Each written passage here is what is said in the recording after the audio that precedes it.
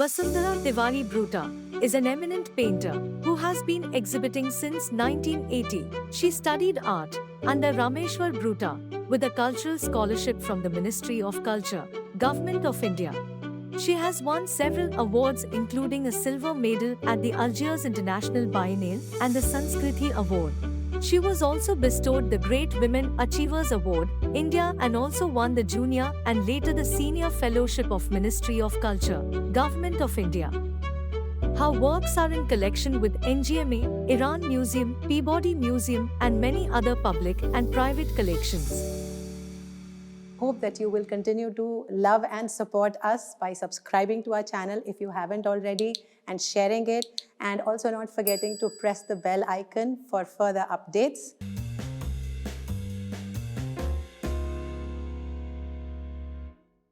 Welcome to Chaibrary. Today we have with us on a new episode Vasundhara Tewari Broota ji, who's an eminent artist.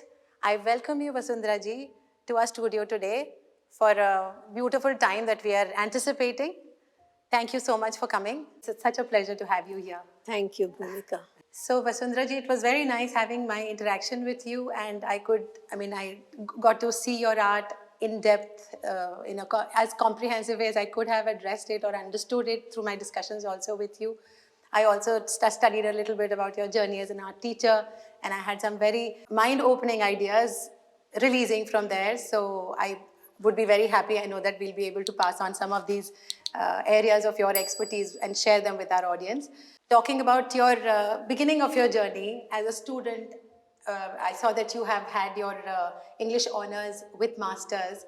So, and I have also kind of had that kind of a background. So it created that trigger and inquiry in my head that what was the takeaway from that journey? Because I believe literature has a very long-lasting impact upon the consciousness of a person. And then on top of that, you did art, you studied art. So that's a very, very powerful combination the way I see it. So I'd like you to explain your perspective about it. I studied literature only because it was, I liked poetry and novels, and I found that that's the one thing that would not be like work. And I did absorb a lot from the literature that I read and studied, because a lot of critical thinking and also the poetry of Yeats and Eliot and even the Romantics, there's a strong emotional element that connects very deeply to life. So to that extent, yes, and even today, I like to read every day a little bit. So it enriches life, and it enriches thinking and imagination. And the practice of art is simultaneous. And I did both side by side. So I studied art in Triveni under Rameshwar Broota. And it complemented each other, the literature and the poetry and the study of art. Yeah, that's what I was going to just kind of, that there's a deep connection between the two streams or the two disciplines. Yeah. All arts. All arts absolutely. feed All the each arts, other. At the root, perhaps they're That's originating from some That's right. similar point.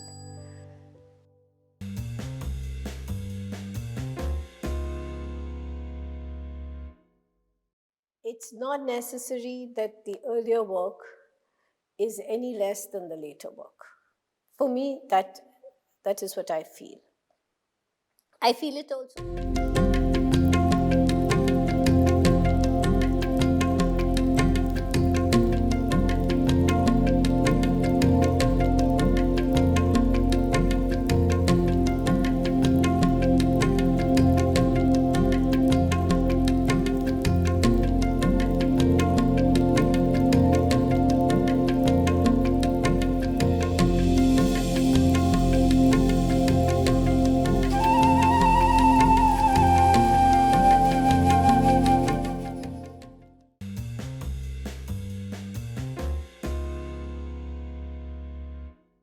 After that, you also did law for some time, and then there must have been a phase in your life where you perhaps had to make that choice between, I mean, how long did you pursue law? When did you decide that you wanted to be an I artist? just did, and after I finished my college, I did law for a year.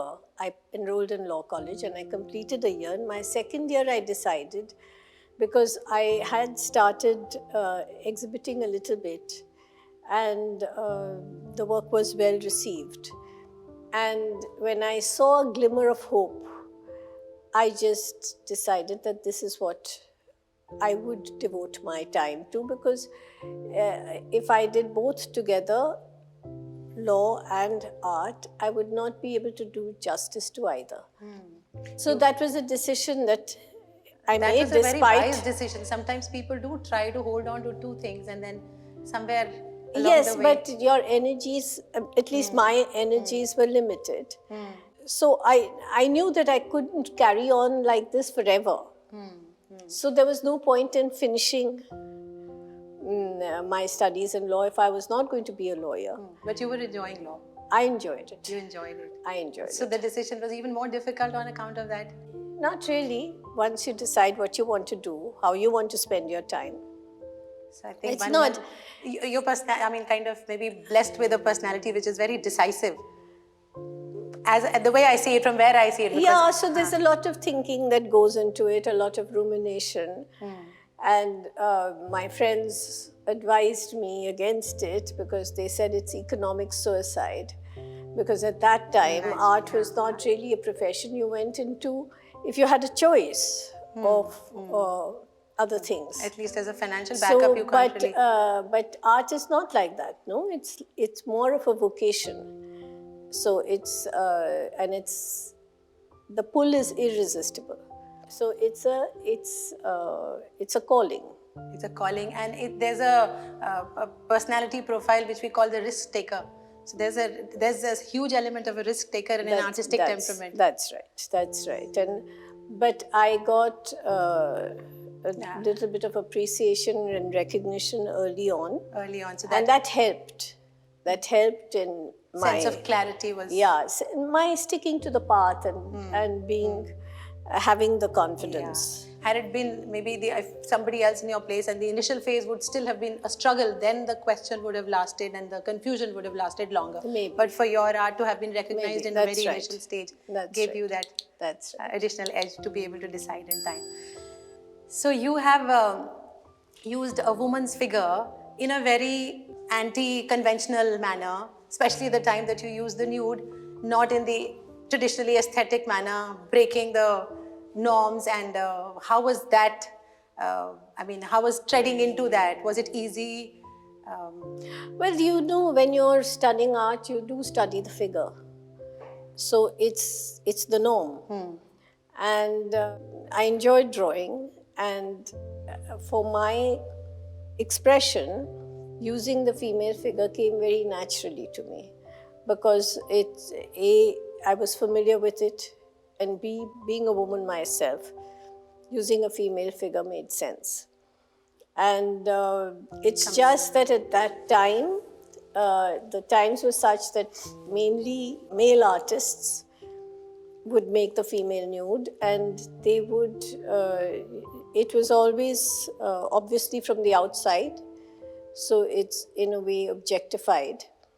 Whereas as a woman artist, I used it as a subject to express myself. So to that extent, I guess it was a different kind of expression. Could you elaborate a little more on this idea of object versus subject? It's just that when... subjective is what you mean. Subjective. The element of subjectivity coming into it, because you're completely relating and expressing through it. That's right. Whereas for them it is a distant thing, so it's a... Yeah, but it's seen from the outside. So to that extent. For you it was more of an interior experience. Making life-size figures, and there's this element of a very rugged nature in your figures, also merging with the background, merging with the elements of nature. Those were different times. You know, I've worked with the figure over many, many years. So with time, the treatment changed, the subject changed. And with the figure, I used my grandmother's figure as well. So then, obviously, there was a different way of dealing with it. So it's according to the subject. Initially, how I got into the first exhibition that I had was of work done with printing ink on paper, with stencils. So how I started doing the work was because I used to look at the graphic studios and I used to see how the intensity of the black when it was rolled onto the glass, with the roller before they put it on the plate. And I was mesmerized by that black. It was wonderful. And once when I was doing my oil painting, I was trying to get a texture of string onto the canvas, and I was finding it difficult. So I just went into the graphics studio and I put the string on the paper and ran that roller over it. And I was totally hooked. Sometimes you find your medium like that. Accidentally. And then I stuck to that graphic room for many, many years. And that speck of a moment just decided the journey of so many years ahead. That's right. And then I used stencils and that was a string. Then I cut out stencils and used stencils on paper, and a whole series of work came out. And later, somehow your nature always comes out, and the feeling that you have within will always come out. So I would soften the edges with pencil or with printing ink again dabbed on. So I discovered the technique I needed to express the softness, the feminine softness that I felt. For example, that painting wherein you have chosen your grandma as the motive or as the subject. That's right. So the edges are very soft over there. So it's completely mingling with the... Yeah, and then the way I did it was with all the grades of the pencil. So it was very painstakingly done. And to build that texture and to build that feel. Today, if I were to do it, I wouldn't have the patience. I wouldn't have that feeling for it. So like I said, you deal with the subject, whatever you have, whatever you're making, the way you deal with it is according to how you are at that time. So with time, your feeling changes, your subject might remain the same, but you will tackle it in a different way. Because we've treaded those paths so many times, so our choices will be different. But initially it was the exploratory phase, so you were allowing, and so you could take on a very arduous journey towards being able to achieve that kind of a result. Yes, and then later I started wanting to do larger works, so the figure became life-size. And there was always some element of what I wanted to say. A lot of it was aspirational, breaking into freedom. And the work kind of reflected that. And we were in an age, we still are, but at that time there were many more constrictions. When you think of our grandmothers and their limits, boundaries that were set for them, and then our mothers, and then us, it's been loosening somewhat. But at that time, for all women, the parda was still a very big thing. So even your grandmother was in a parda or something? Some At one remnants? stage, At one initial stage, and yeah. then they broke out of it. Yeah, I also remember my mother's elder, yes. The Taijis and all used So to. for me, the studio space and the space of creating art was a space that was where there was no societal interference. So you could just let yourself completely flow out into being who you really were. And express myself totally. And so that may have seemed very radical at that time, because when you see it in a social context, it's different. But for me, it was that sanctity of the studio was very important, because that was the area where I was totally free. When I didn't have to conform to anything. So what I understand from this is that being able to swim in that zone of freedom became easier because you were completely shielded, or like you mentioned, insulated into the walls of your studios. So That's somewhere right. you were not really thinking and rationalizing what is the world going to receive it like. That That's was not right. a question No. important enough, and you were just No. letting yourself out. That's and right. by the time it came out, it was already so full-fledged that there was no way of looking back from That's there. right. That's a That's beautiful right. journey That's of an right. artist, the way it comes out from this kind of a description. That's right. That's right. So in some of your figures, we also see that you've merged the background, the patterns, then their motives or elements that you've put in along with that. Maybe just observations of daily So life these where a are, woman... these are all different ways of approaching the subject. The figure melting into the ground is how we are. A lot of our lives are like that. And then there's the figure that stands out, like a wallflower, like just a part of the background. a part of the background. It doesn't necessarily need to be derogatory, because it can also be like all of nature is a pattern. And we all fall within the pattern.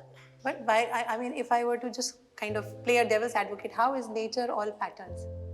Because there is, in everything, there is a repetition. Is that? Like in our life, you have life and death of the human being. You have life and death of the planets. Yeah, so there's a pattern there. It's something that repeats itself through. Yeah, and that's a universal truth. That will never change. So that's a pattern. You have day and night, you have all these binaries that are all there, and we all fit into that. We all are part of that larger scheme of things, the grand scheme of things. So in that sense, what I'm saying is that it's not necessarily derogatory. Or like I said, a wallflower. It's not necessary, but there is a rhythm in life, in nature. And the figure falls into that rhythm. So you could But there is also times when it breaks free, when it's exploratory in a new journey. So there's that contrast that I have shown. So you could be passing on both the statements simultaneously, depends upon the viewer, how he or she perceives it.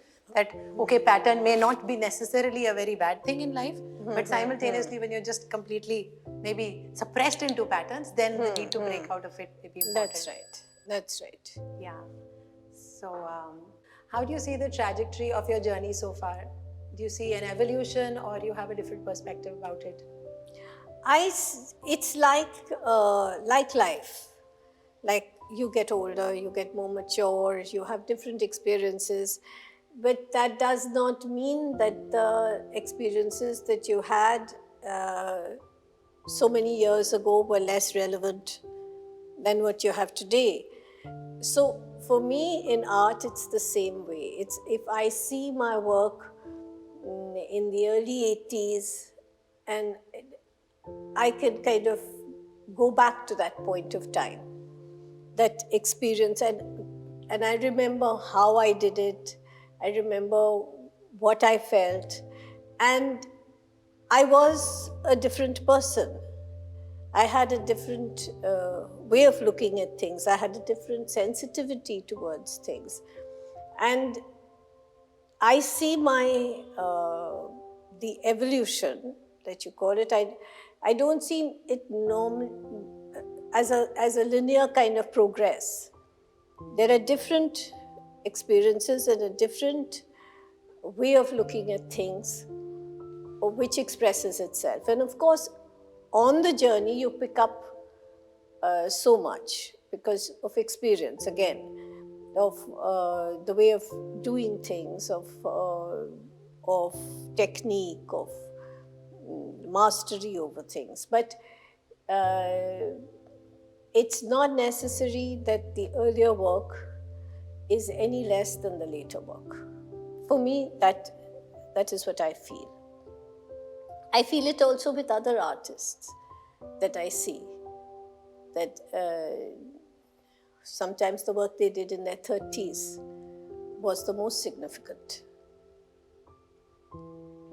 It's rather strange because, I mean, my human brain works in a fashion which tells me that when I started my life, or this is the general norm, that when we are beginning our lives, we are kind of puri dumped up with a lot of ignorant beliefs, ideas, that we have understood the way the world works, and gradually we start breaking out of those ideas.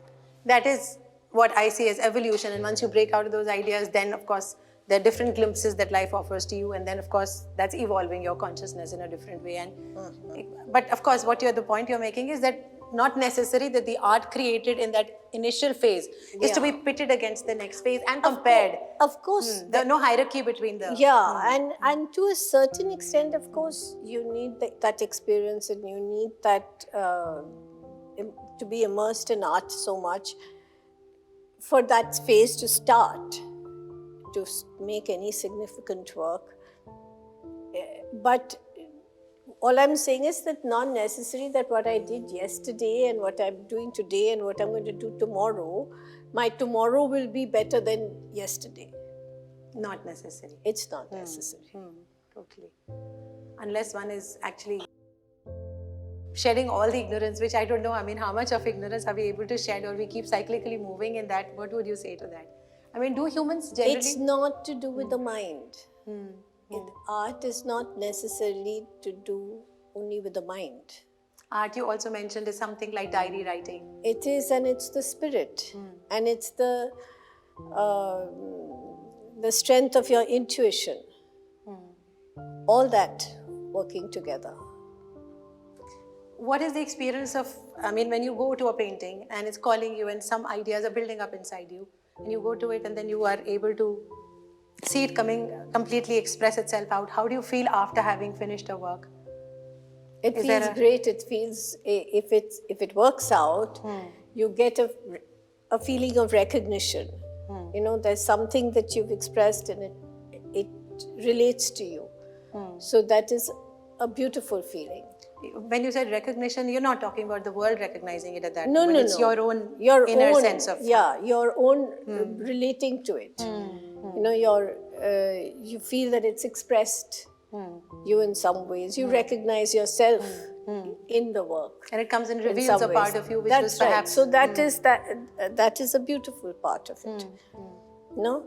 And if it's not successful, and I think in all works of art, I think it's fundamental for it to move you, to transform you in some way, to open a new way of looking at things. I think that's it's fundamental to the enjoying of art as well as to the making of art. We're all, it's like a leap of faith. You know, you go in and then you find your way and you struggle and there's all that happening. But ultimately, it's if it works, it all comes together. But it's not like something that you go out, you know, you're going to put this here, you're going to put this, and There's come no together. premeditated idea of the destination already. Yeah, and You're even walking the path. if there is, even if there is, sometimes I will have made several sketches towards one thing and planned everything, but the fleshing out is again another very- thing altogether. All right. That you know, so requires that much of spontaneity. and then when you're fleshing it out, when you see the full thing, there's no comparison between What you had initially just conceived. just a thought or an idea and the actual presence.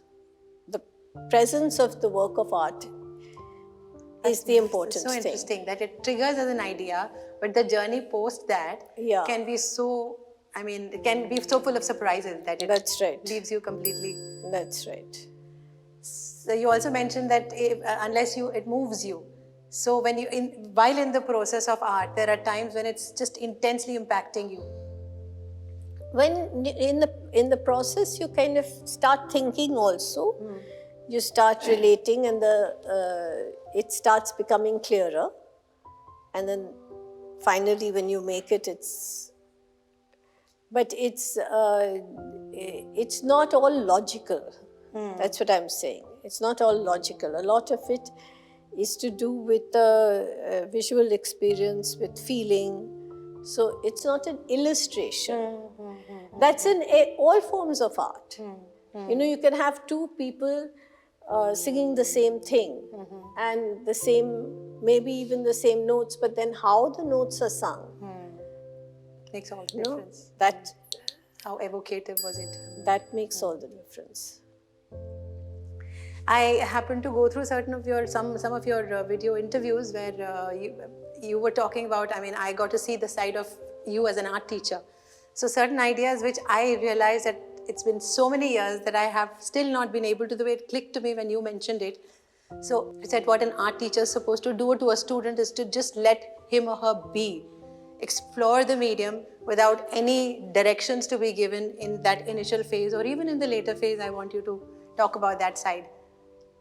No, I think everybody, you need to first let whoever it is relate to whatever they're doing. If you're going to dictate, it's never going to happen.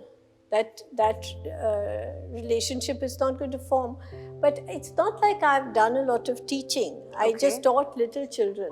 So that is where I was, when the youngest of the kids are allowed to use the medium as a plaything. Yes, that's very important for them to use it as a play and to discover from that play and to relate to it and be intense about it. And all children are.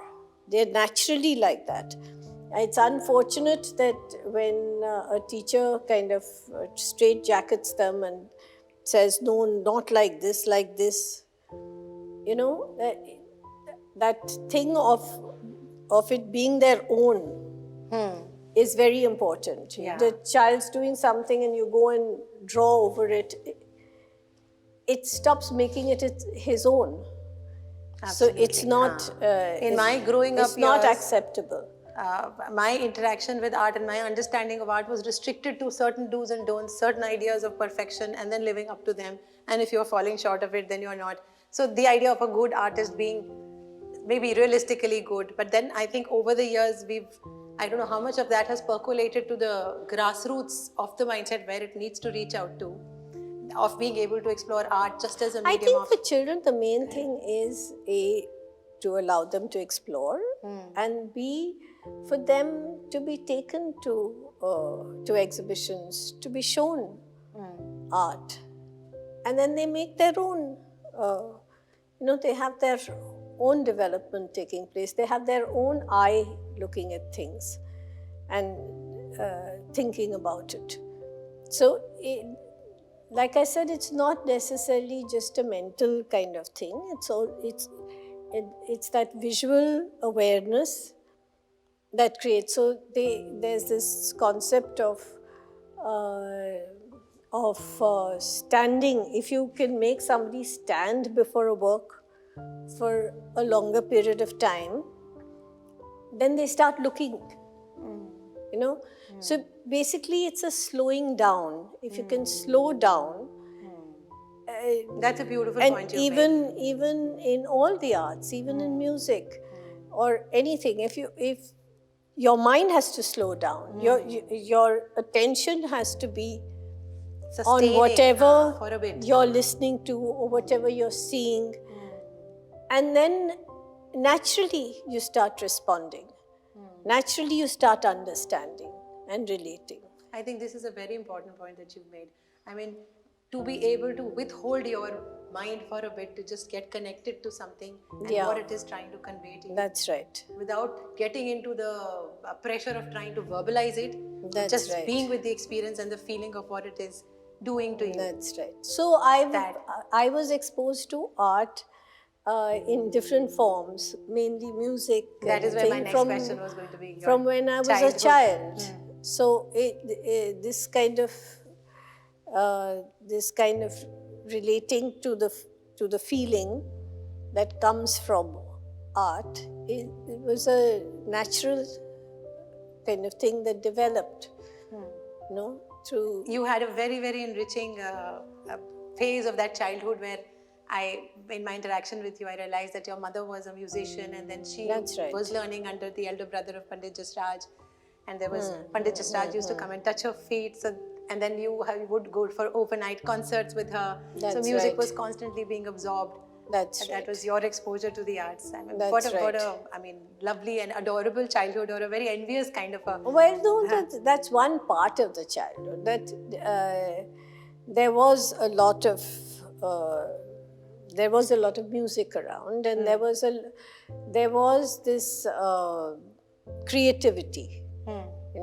Also, my mother started this institute which I am now looking after, and which had to do with music, dance, painting, all the arts. Streams of art. And so every weekend we were exposed to that. We went for classes.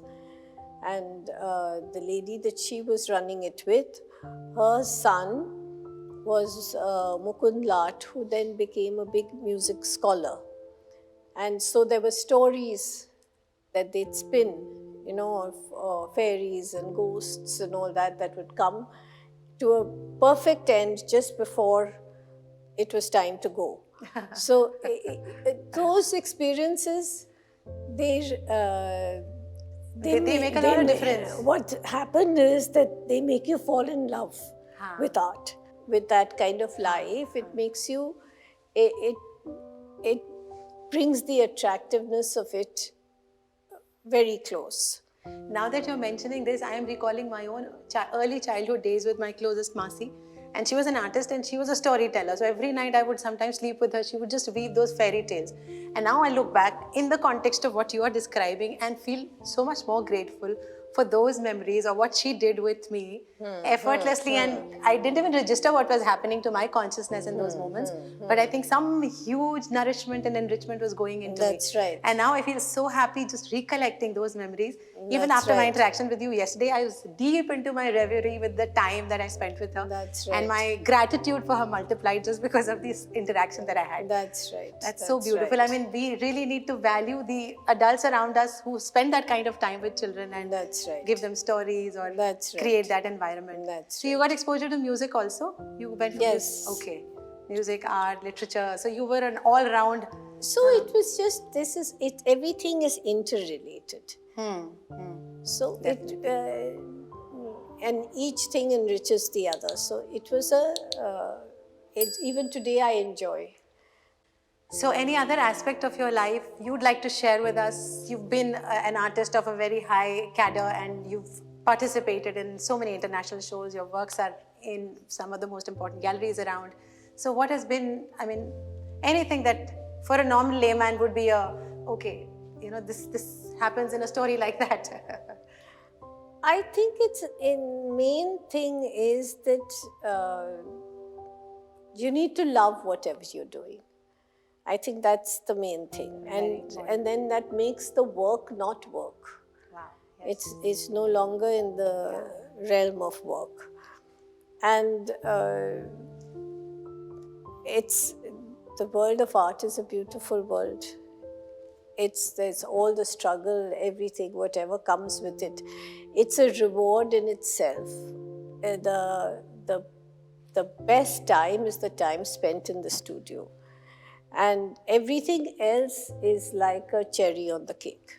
So how many hours do you spend in your studio? As many as I can. 7, 8? Whatever. It's the studio space, and then whatever else I have to do, I do simultaneously. Of course, these days, because I am looking after the institute, so there's a lot of energy goes into that.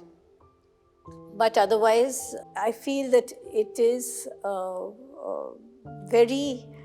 I have a lot of gratefulness for getting this time. How much of gratitude soul like you would be feeling for the time towards that I get, to do my work. And but at the same time, each time I'm starting a work, I feel like I'm doing it the first time. Oh, wow. So it's not like I feel, oh my God, now I know what I have to do and I just go and do it. It doesn't work like that. So it's all familiar turf for you. It's always new. It's always a bit scary and a little, you don't know. You feel like you're stepping into deep waters. And then, but why would fear be there for a person who's been in this field for so long? Is there a pressure not fear. It's not fear, but it's just that you don't know what to do. You're at a loss. You're lost. And then you're kind of, it draws you in. You do one thing that leads to another, that leads to another. And you don't necessarily want to do things that like a formula, So if you don't want to go that way, from the scratch every so time. Each time you feel like you're a new student. And you don't know where it will go, and that's part of it's also part of the experience. It's also important. The novelty of it is the joy of it. Yeah, so it's not like, okay, I know how to paint, and I know how to do this. It's not like that. You don't know. You don't know where it's going to go, and you try and I think that's an authentic relationship of an artist with his art and his medium, but not necessarily that everybody would be in that space. Like some people would just want to apply their formula because they've acquired Everybody's got a different way of working, and everybody's got a different experience of but what you pointed out somehow seems to me as one of the most important temperamental requirements of a genuine, relationship with art. Maybe. I only know from my perspective. Because every time it's a new scene for you, and you don't have a premeditated idea of what you're getting into. Sometimes if you're in a flow and you've done work earlier and you're in a flow, maybe you have some idea. But if you're wanting to do something that you don't know, then there's always going to be that, element of confusion, little bit, and then from that chaos you kind of make out sense, and then you make. So it's an experience. Each time it's a different experience, and that's what makes the journey much more interesting and beautiful and full of surprises, or not the beaten track that you're following. So, what do you think about the channel Chaibrary? I think it's a wonderful idea. It's a wonderful idea to get into the mind of people who are in the creative field, and it's a great kind of tribute to Jay, who kind of was the inspiration behind the project, creating a kind of bank of reservoir of memories which can be accessed by people. I have had such a wonderful time interacting with you, understanding your art and your journey, and I feel very happy and such a pleasure to have had you here today. And thank you so much for coming, Vasundhara ji, and I hope that we get more chances to interact with you. Thank you. Thank you very much. Okay. So we hope that you enjoyed this episode of Chaibrary, and we also hope that you will continue to love and support us by subscribing to our channel if you haven't already, and sharing it, and also not forgetting to press the bell icon for further updates. That's Bhoomika from the sets of Chaibrary. Till we meet next time, take care. Thank you.